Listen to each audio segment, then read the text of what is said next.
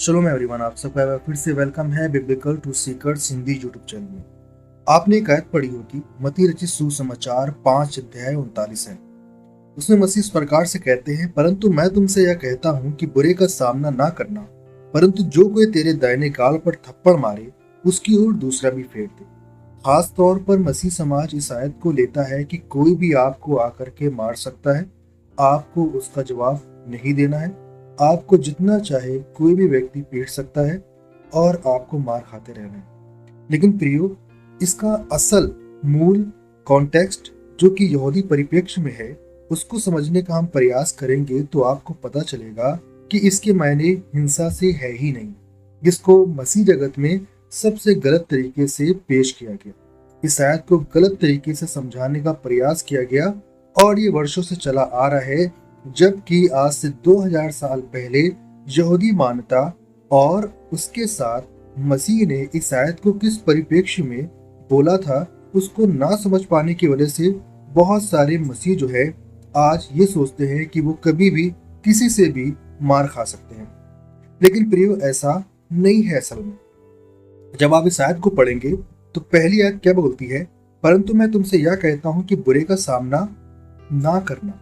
अब यहाँ पर किसी भी बुरे व्यक्ति का सामना ना करने की बात हो रही है, या फिर कह सकते हैं कि जो भी व्यक्ति आपको बदनाम करना चाहता है, जो आपको गलत बोलता है, आपके साथ में तरह तरह के वाद विवाद उत्पन्न करना चाहता है, उससे आप परे रहें।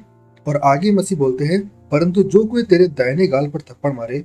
अब सवाल ये है कि कोई भी व्यक्ति आपके दाहिने गाल पर थप्पड़ ही क्यों मारेगा?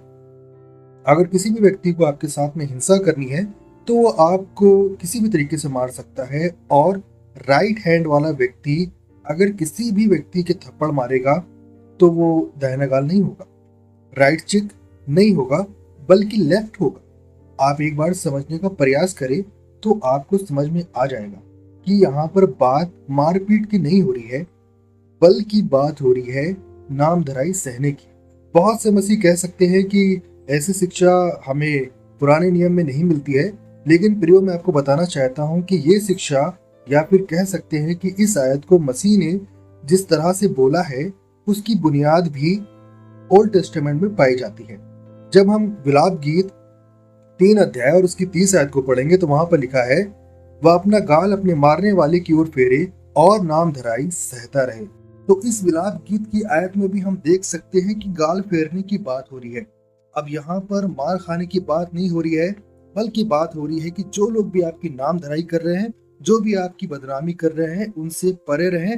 परमेश्वर से उद्धार पाने की आशा रखें, जिस प्रकार से विलाप गीत 3 अध्याय 26 आयत में लिखा है, यहोवा से उद्धार पाने की आशा रखकर चुपचाप रहना भला है। तो यहाँ पर परमेश्वर से इंसाफ पाने की दरकार है कि परमेश्वर उनको जवाब देगा।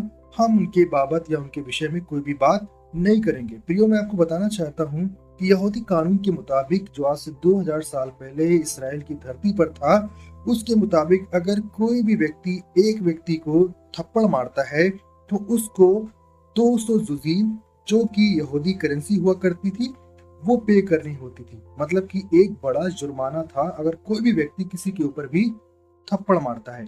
लेकिन इस संदर्भ को गलत तरीके से समझा गया मसीह समाज में, और लोग सोचते हैं कि शायद उनको मारी खाना है क्योंकि वो मसीह कहलाते हैं, जबकि ऐसा नहीं है।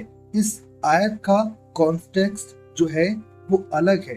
हमें समझना पड़ेगा उस इतिहास को, हमें समझना पड़ेगा उस समय की मान्यताओं को, तब हम समझ पाएंगे बाइबल को, और तब हम समझ पाएंगे इंजील को, जिसको हिब्रू में बिशोरा कहते हैं। आप सबको शुभ।